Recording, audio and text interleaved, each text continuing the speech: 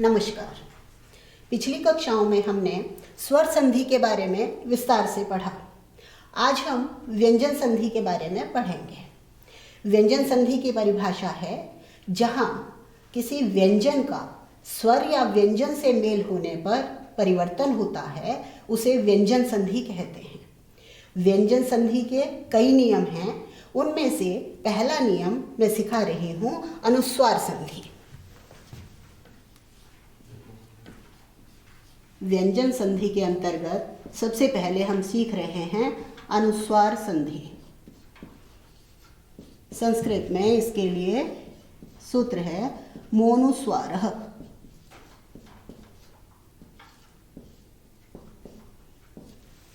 अर्थात पदांत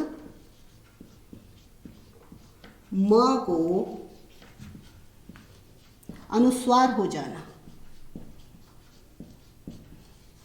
पदांत म को अनुस्वार क्या होता है? ये जो ऊपर बिंदी लग जाती है इसको कहते हैं अनुस्वार। पदांत म को अनुस्वार हो जाना।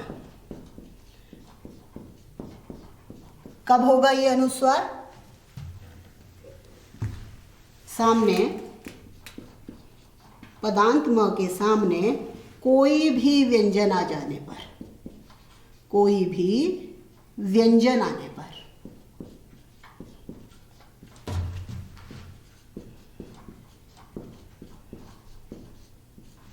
पदांत म के परे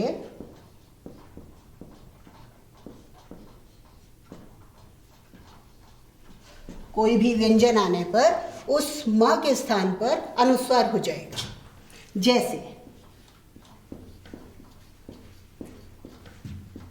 कार्यं करोति,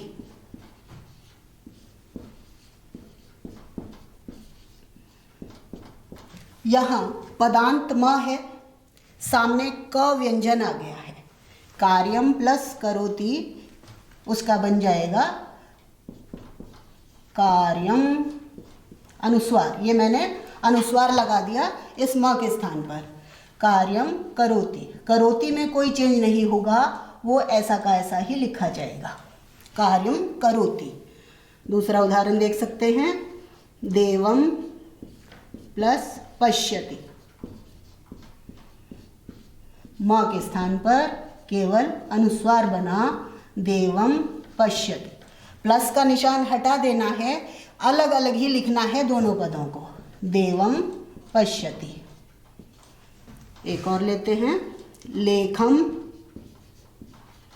लिखति।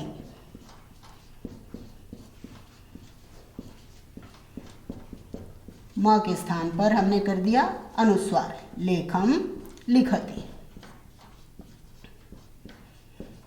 नियम कोई बहुत बड़ा नहीं है, बस म के स्थान पर हमको अनुस्वार करना है, ऊपर बिंदी लगानी है जब सामने कोई व्यंजन हो तब। ये काम कहाँ आता है? वैसे इसकी कोई बहुत ज़्यादा ज़रूरत नहीं पड़ती। जब हम गद्य लिखते हैं तब ये विशेष ध्यान रखना पड़ता है कि कब हम अनुस्वार करें और कब हम इसको म छोड़ दें। मान लो मैं एक सेंटेंस लिखती हूँ, अधोलिखितानां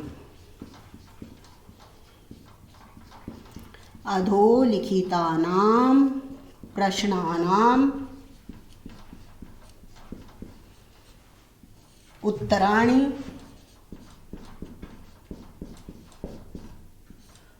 उत्तर पुस्तिकायां लिखत।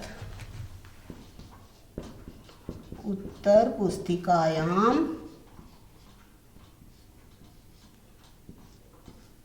लिखत। यहाँ लिखने से पहले हमको इस नियम का ध्यान रखना होगा।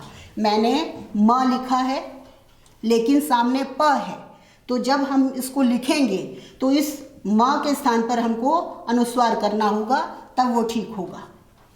ऐसे ही प्रश्नानाम उत्तराणि, अब यहाँ ध्यान दीजिएगा, ये म के सामने ऊ है, यानी ये व्यंजन नहीं है। अनुस्वार संधि का नियम मैंने क्या बताया? पदांत म के सामने व्यंजन होना चाहिए। अब ये ऊ व्यंजन नहीं है तो ये ऐसा का ऐसा ही लिखा जाएगा, इसको अनुस्वार नहीं करना। उत्तर पुस्तिकायाम लिखत, इसको हमें करना होगा। क्यों? क्योंकि सामने ल व्यंजन है, तो इस म के स्थान पर हम अनुस्वार कर देंगे। अब दूसरा प्रश्न उठता है, स्वाभाविक है कि यदि पदांत म के सामने स्वर हो तब क्या करें? सामने स्वर होने पर क्या होगा?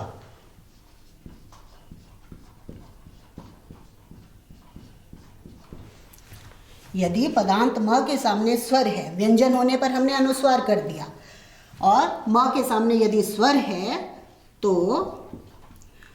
उस पदांत म में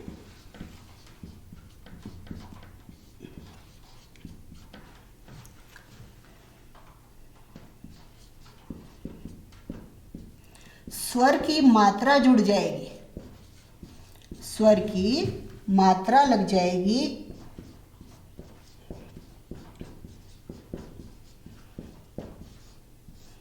कोई विकार नहीं होगा, कोई परिवर्तन नहीं होगा या विकार नहीं होगा।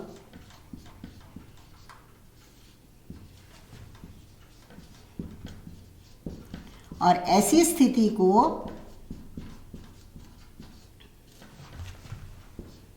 जहां विकार ना हो, केवल स्वर में मात्रा जुड़ जाए, उसे संयोग कहते हैं। ऐसी स्थिति को संयोग कहते हैं। जहां विकार होता है, कुछ परिवर्तन होता है वर्ण या व्यंजनों के मिलने पर, उसको संधि कहते हैं। और यदि केवल मात्रा उसमें लग रही है तो वो संधि ना होकर के संयोग। उदाहरण है जैसे त्वम,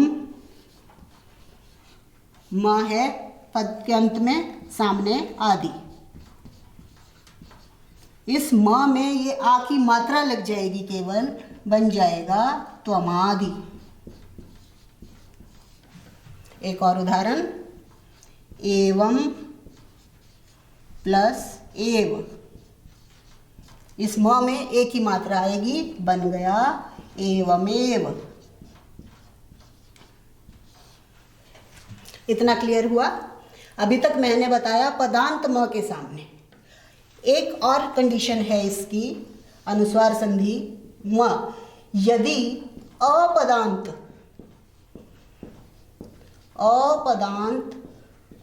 म के सामने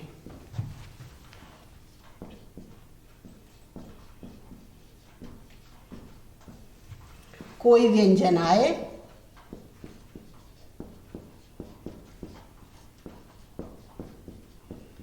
तो म को सामने वाले व्यंजन का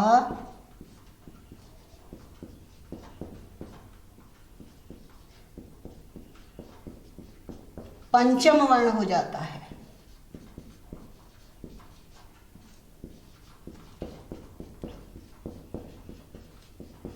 ये जो नियम मैं लिख रही हूँ, ये संस्कृत के विद्यार्थियों के लिए जानना ज़्यादा जरूरी है। इसका उदाहरण एक बार समझ लेते हैं। जैसे कम प्लस गण, मैंने यहाँ लिखा अपदांत। पदांत और अपदांत में अंतर समझ लीजिए। पद कहते हैं शुभ तिगंतम पदम, यानी जिस शब्द के सुप या तिंग प्रत्यय लग गए, अर्थात वो वाक्य में प्रयोग के लायक हो गया, उसे पद कहते हैं, यानी जिसका अर्थ होता है। यहाँ ये अपद है, यानी ये पद नहीं है, कम, लेकिन इसका खुद का मीनिंग है कम। मैंने क्या बताया? अपदांत म के सामने, म है, सामने कोई भी व्यंजन आया, इस व्यंजन का पंचम वर्ण हो जाएगा, क ख ग घ उंग, यानी ये जो म है इसके स्थान पर हमने उंग कर दिया, कंगन। लेकिन हिंदी में इतना सब ना लिखने की जगह वही जो अभी पहले बताया है, वो अनुस्वार, केवल अनुस्वार कर दो, कंगन। यानी ऐसे लिखें संस्कृत, ऐसे लिखें हिंदी। संस्कृत में भी आजकल अनुस्वार का प्रचलन हो गया है। एक और उदाहरण इसका, जैसे चम प्लस चल इज इक्वल टू चंचल। कैसे बनाइए? चंचल, च सामने च है, च वर्ग का पंचम वर्ण, च छ ज झ य, तो मिलाकर बना चंचल।